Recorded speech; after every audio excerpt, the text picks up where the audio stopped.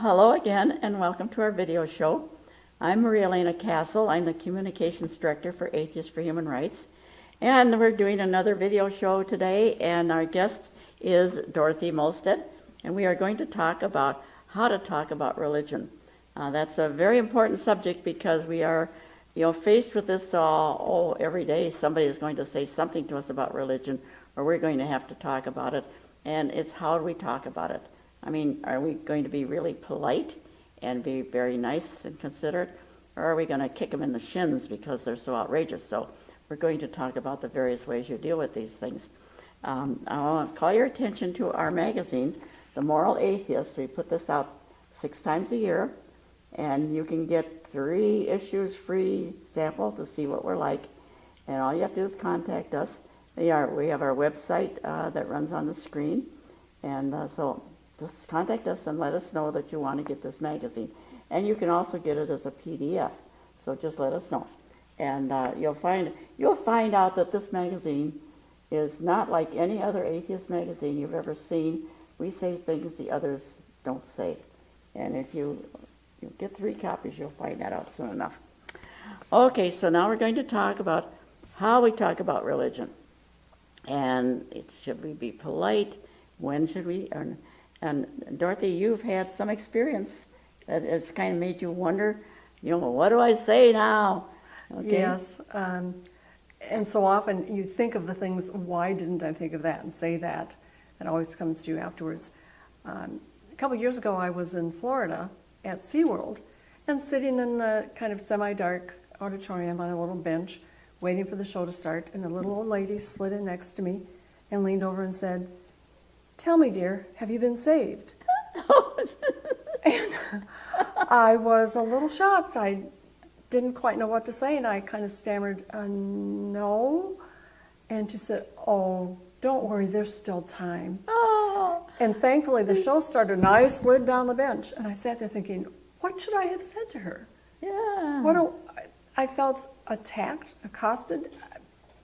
This nice little lady, just out of the blue, saying, "Have you been saved?" Yeah. Well, that's none of your business, first of all. And yet it was not the time or place to get into a confrontation with this sweet Southern lady. And what would you say? Well, maybe Well, you might say something different. I probably would have said, "Saved from what?" Yeah.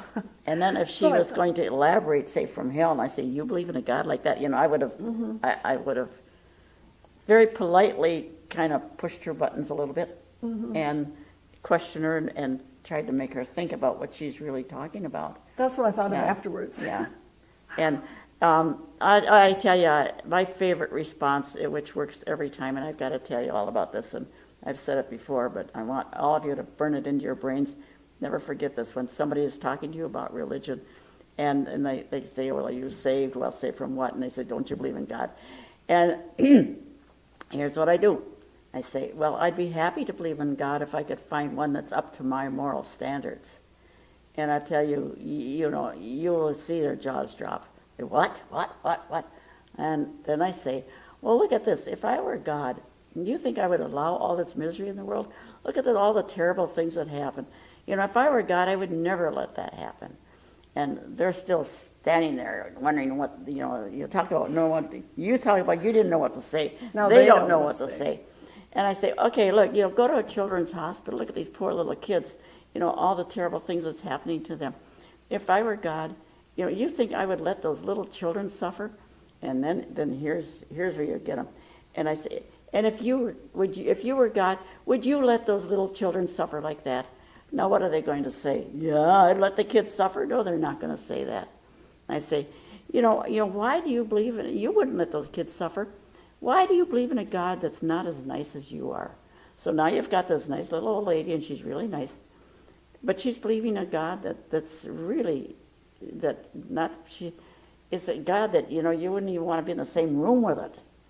And you're saying that she's nicer than this God, and you just push that she's believing in a God. Why do you worship a God not as nice as you are?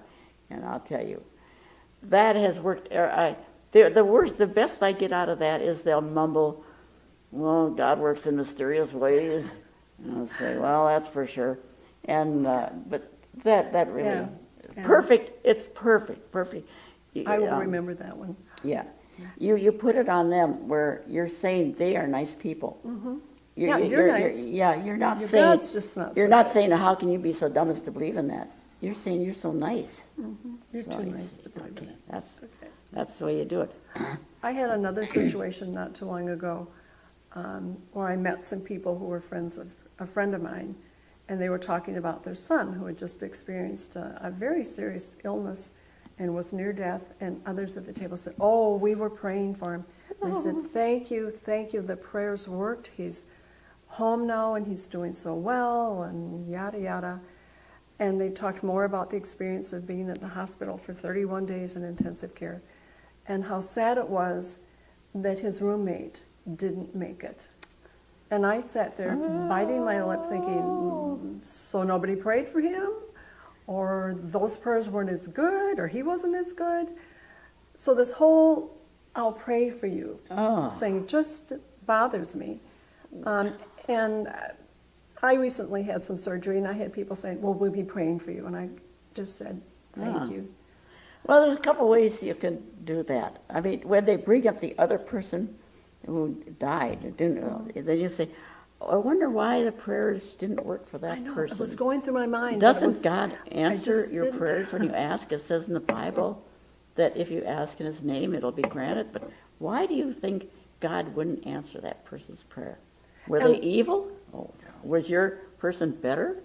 I mean, you can say it in a really nice way until they don't know what to say, and they start thinking, "Why am I talking nonsense?" Yeah. And so, And that when there's a major disaster, "Oh, thank God we were saved. Too bad for those other people who Yeah. got drowned or, shot That's or whatever." kind But it's kind of our, arrogant. yeah, Yeah. it really is. Yeah. And that always bothers me. Yeah. So the whole thing is that prayers, in the first place, if you're not talking about another person that's got sick, you can say, "Well, why would the person be sick at all?" And say, "Yeah, this is what I have done with people who would be with me and somebody is sick and all that." And I say, if there were a God, He wouldn't be in this condition. That's what I said to the doctor when my second husband was in hospice care and was going to die. Now it's in God's hands, he says. I says, if there's a God, He wouldn't be in this condition. So you kind of throw it back on them where they don't know. Instead of us not knowing what to say, they don't know what to say. Because there's nothing they can say, because religion doesn't make sense. And they've been mouthing all these little platitudes and the saying things they've been told to say. And if they get enough experiences like this, they begin to think, why am I talking? In fact, I used to be really quite religious, good Catholic, and I had this debate with this friend. He used to come over, and he liked to talk about religion, and he wasn't either atheist or religious, but he loved to somehow debate and ask me about religion, and so we'd have these really exciting debates, which I loved. But at some point, when I'm explaining the Catholic Church and all that stuff, all of a sudden it hit me one time, I'm talking nonsense. I said, no, I mean, what am I talking about here? It hit me that all this stuff I've been saying about the religious dogma, rationalize it, this is crazy. Yeah. And finally I realized that it really was crazy. And I thought, geez, how do I even know that there's a God? The only church told me, that's the only way I know. And so I said, oh, I'm an atheist. So then this guy comes over next time we're debating. I says, well, I don't know what we can talk about now because I'm an atheist. I just switched. It was like a light switch. Yeah. Yeah, it went from it being dark, I turned on the light. Yeah. It just, because I talked by explaining the belief. You cannot explain the beliefs and still stick with them because they don't make any sense. They're absurd. Absurd. You have to just close your eyes, close your ears, just blindly follow. Yeah. And that's what I think people do. And when they get to an age and a time that they start to question, as you did, the light comes on. Yeah. You have to kind of think, and you have to kind of take them seriously, and follow the logic of it. And then suddenly you and, yeah, realize yeah. there's no logic to follow. Yeah, like this little old lady, you saved from what? And, what would why do you have a God that doesn't seem to work? Yeah, It's a kind of a useless God. yeah. Yeah, And this whole concept of being saved. yeah. Saved from what? From Yeah. what? I'm Yeah. doing fine. I Oh. don't need to be saved that I know of. Oh, yeah. I've had people tell me that Jesus saves. I say, oh, really? How much interest is he getting? So you can do the smart alecky things too. Yeah. Yeah. And then they come to the door. Oh. So, yeah. That's Well, at least when they come to the door, you can see the Bible usually, or you see the pamphlets. Oh, and you that's kind of it. know what's coming. It's not Oh, yeah, they kind come of a out, yeah. blindsided attack, You and you can can tell. decide what you want to do. Or Oh, I watch I'm it, always yeah, busy. Yeah. A couple guys, white shirts, black trousers. Oh, Mormons, because they always come by twos. In twos. And they, they have this rule, they'll never come in. If it's a woman under the age of 70 in the house by herself, they will not come in the house. Really? Oh, we're very proper, and all that stuff. And then there's the Jehovah's Witnesses. They generally come nice young ladies, and they're so sweet. Pushing baby strollers sometimes, yeah. And they'll usually have some kid with them. They like to bring kids. And, well, with the Mormons, I just have fun with them. I ask them how they're doing with their magic underwear. They have to wear special temple underwear.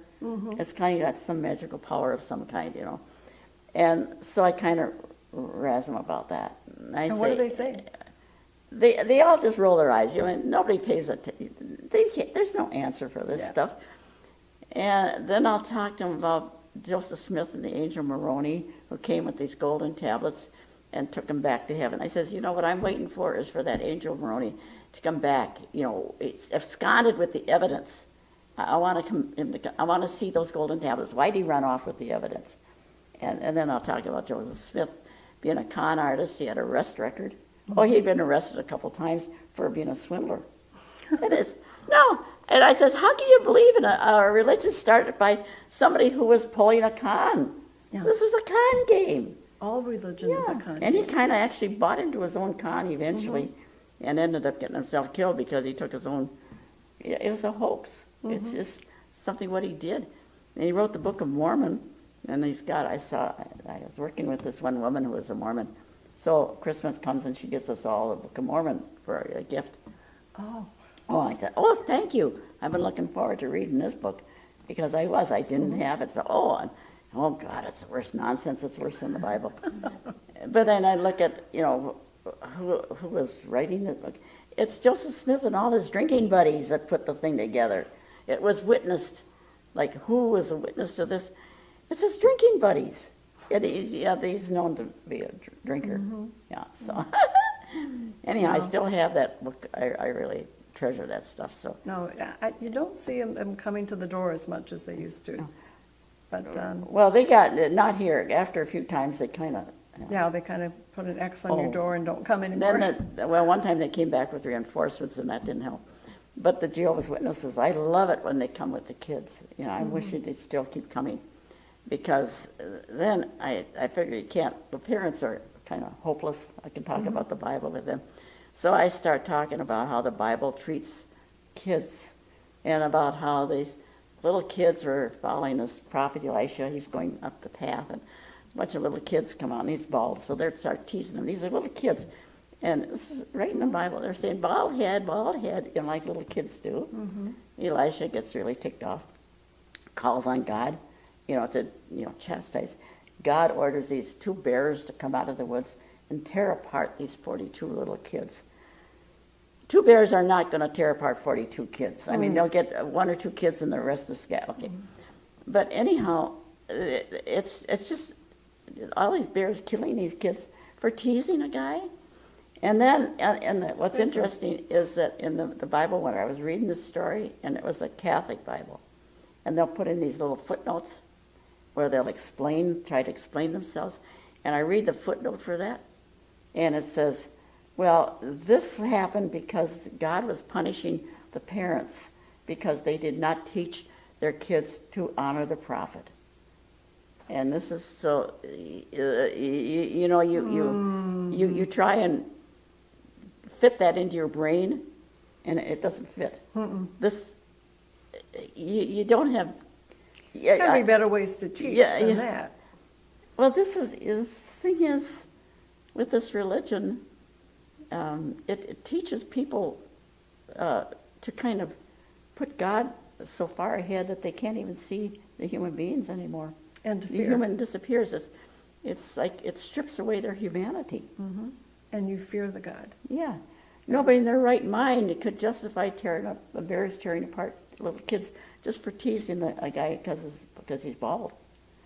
And to say that that's justified, what does that do to your humanity when you can justify this? Like I was talking to this one woman,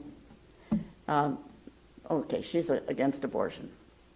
And I'm saying, well, what about, they had this case where this 11-year-old girl was raped by her father, and she got pregnant, and they were forcing her to continue the pregnancy. And I asked this woman, a very nice woman, very nice, you know, if she thought that that was right, that they should force this on this poor 11-year-old girl. And she says, yes, because somehow this fetus is more important than anything in the world. And I says, you know, what religion has done to you is it's hardened your heart. You are a nice person, and you have allowed religion to harden your heart. And the look on her face said, she didn't want to have a hardened heart. She wanted to be a nice person. But she was being told that religion had caused her to harden. That's a good line. That's a good line to use. Remember. That for the nice people, you should not let religion harden your heart. So. Or your brain. Well, yeah, I don't know what's going on with their brain, but they get. I don't know why. Why do people? Religion doesn't really do anything good. What does it do that's good? People don't get afraid to die. They're all afraid to die. Yeah. And they're all fighting off death. There's some support and some community, I think, for some people. You but get at what support price? from your bowling league, for Pete's sake. Yeah. Yeah. At what price? We got a happy hour. I get support from. Yes. Oh, yeah. One time we had one of our members who was kind of a little bit dysfunctional, and she was needed to have our place cleaned up because it was getting to be a pack rat and a fire hazard, and they were going to evict her. She was having, but she had some mental problems. We all got together and went over and cleaned up her place. We didn't need a religion to do that. Yeah. You know, people are. That's a good point. Decent people don't need religion. Are you saying that only bad people need religion? Bad people need religion because it allows them an out for whatever. That reminds me. I remember. And it allows them to get away with things. Do you realize that almost all religions, maybe all of them, well, not the ethical things, not like Buddhism, are started by atheists who are just con artists, like Joseph Smith. I remember and when Mary I was Baker Eddy with the Christian Science. They saw this as a money-making scheme. And L. Ron Hubbard, who started Scientology, said, if you want to make money, start a religion. Yeah. They see that people are gullible and they want to believe these things.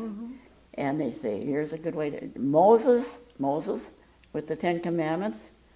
I mean, you read that, and this is the first recorded history of a televangelist at work without the TV. You know, I mean, he just goes up in the mountain, it's a volcano, and he's saying it's the voice of God at the rumbling, you know.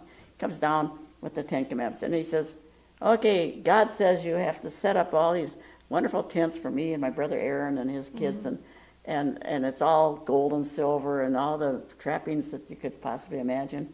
You know, it's the Bronze Age equivalent of these mansions and private jets that these evangelists now. Okay. And it's a con game, longest one in the history of the world. That's all it is.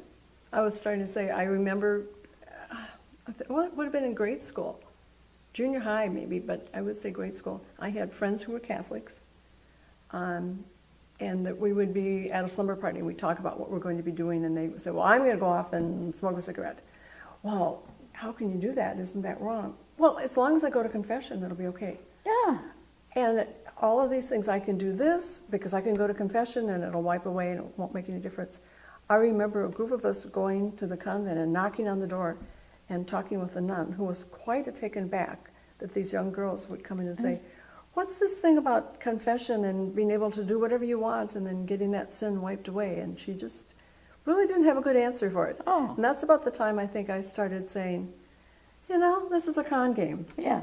Well, you know, actually, the Catholic teaching is that you're forgiven if you have a firm purpose of amendment. So you have to, if you're doing something wrong, you get forgiven. If you really say, I'm never going to do it again. Of course, they all do it again because, human nature being human nature. But you have to have that firm purpose. But you can get, I always say that God is the greatest coddler of criminals in the world, because you can have this terrible, be a murderer and everything, and at the last minute you could even be Hitler. Oh, I'm sorry, God, forgive me, just before you die. And that's what they tell you, just before you are really sorry, God, forgive me, and then you will go to heaven. Well, probably have to spend time in purgatory if you're Catholic. But if you're this murderer and you're up in front of a judge, heck, the judge says you have 20 years to life. You're not getting off with just saying you're sorry. Yeah. So there you have God, the greatest coddler of criminals in the history of the world. And it's a great out for people. Yeah, and these young Catholic girls were being raised to think I can do whatever I want so long as I go and confess it and ask for forgiveness.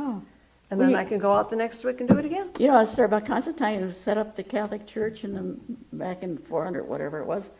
He didn't get baptized because if you're baptized, the minute you're baptized, that wipes away everything, even purgatory and everything. So he wanted to keep on sinning, and he said he would wait until he was on his deathbed to get baptized. Then he would go straight to heaven. I mean, hey, talk about gaming the system. Yeah. Oh, geez. Yeah. So I don't know. So I don't know what we're going to do. It just keep, I think we just have to think about ahead of time what we're going to do with these people who push religion on us. And if they're really nice, you use the thing, why do you worship a God not as nice as you are? And you or you can be smart alecky with your answer, and you can, it kind of depends. I think it depends on the setting and how well you know the people. Yeah. And where you're coming from. Yeah. We talked earlier about my living in a very small town that was very religious. And if you didn't belong to the church, then there was something wrong with you. Yeah. And if you worked for the school system and didn't belong to the church, then you were really questioned, and even your ability to hold your job. Well, that's tough. And you really, if you want to keep your job, you have to go along. But what does that say about religion? Yeah. It's tyrannical. What it is that, I mean, I don't think atheists do that. I don't really care. People can do what they want. And I've even helped, coworkers who were total religious wackos get a job because they were good at their job. And I'm not going to do anything, heck, if they want to believe that crap, they can. But I wasn't going to say, oh, don't hire them because of their, I wouldn't do that. I'd never hold that against them. But they do. They hold that against us. It says something about them. They're immoral.